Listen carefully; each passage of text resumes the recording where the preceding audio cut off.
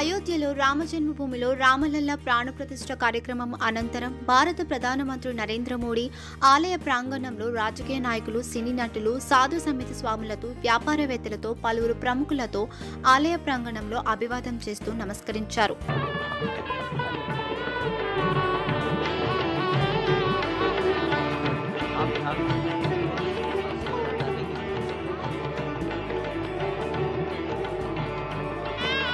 माननीय प्रधानमंत्री जी बहुत निकट पहुंच गए हैं संत महापुरुषों के।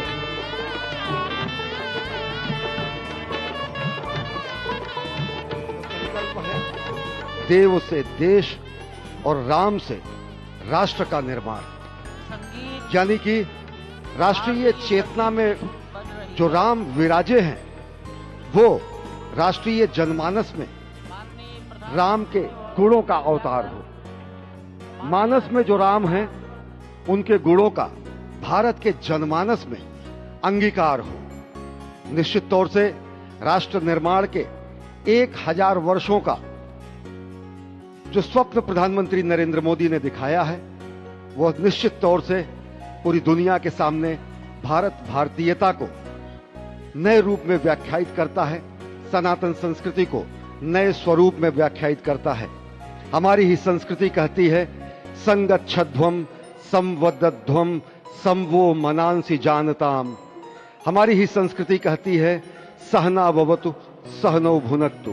हमारी ही संस्कृति कहती है कि हम विश्व बंधुत्व के लिए अपना सर्वस्व न्यौछावर करें, राष्ट्र निर्माण में अपना सर्वस्व अंशदान करें।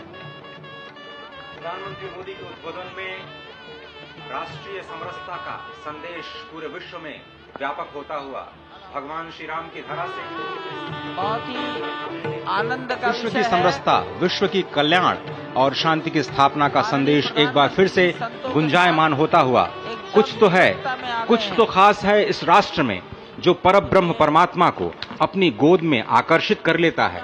कुछ तो खास है इस अयोध्या धाम में जो निर्गुण निराकार परब्रह्म को सगुण साकार बना देता है। कुछ तो खास है इस राष्ट्र की धूल में, इस राष्ट्र के अन्न में जो मां कौशल्या के गर्भ में उस राम को उत्पन्न कर देता है पुत्र के रूप में, और उनकी गोद में पुत्र के रूप में परब्रह्म को खेलने पर विवश कर देता है। कुछ तो खास है इस राष्ट्र में जो भक्तों की भावना के अनुरूप अनंत अनंत रूप में भगवान अपने भक्तों को दर्शन देते हैं। राम सबके हैं, राम सर्वत्र हैं, और इसीलिए आज एक ऐसे ही अद्भुत अलौकिक स्वरूप में, बाल रूप में 5 वर्ष के राघव अब अपने भक्तों को नए नवीन नूतन दर्शन के लिए पधार चुके हैं। स्वागत कीजिए भगवान श्री राम का इस नए अवतार में। आज के इस अलौकिक दिव्य द्वादशी की तिथि में, जब कूर्म अवतार का दिन, आज भगवान श्री राम ने एक बार फिर से अवतार लिया। धराधाम, अयोध्या धाम, सरयू, सब कुछ प्रसन्न, आनंदित, उल्लसित। और अभिवादन स्वीकार कर रहे हैं प्रधानमंत्री नरेंद्र मोदी। यहाँ पर पहुंचे हुए संत समाज का, आम जन का, जनता जनार्दन का, विशिष्ट अतिथियों का। आज अयोध्या धाम में भगवान श्री राम के मंदिर में प्राण प्रतिष्ठा कार्यक्रम इस मायने में भी विलक्षण है क्योंकि समूची भारत की सारी परंपरा, सभी धर्म, संप्रदाय, मत, पंथ, सबका यहाँ पर सम्मिलन हुआ है। एक यहाँ पर ऐसा समागम हुआ है जो सनातन संस्कृति के शाश्वत स्वरूप को स्थापित करता है।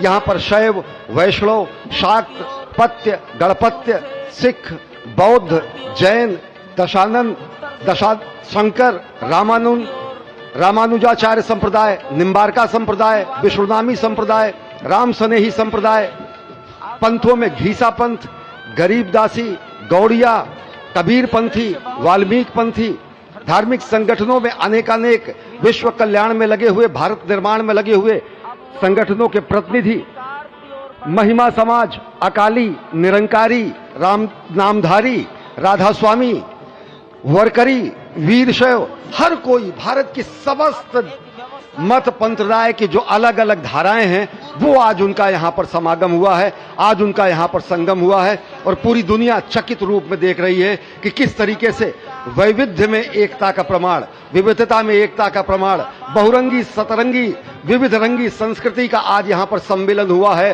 और पूरी दुनिया उल्लासित है।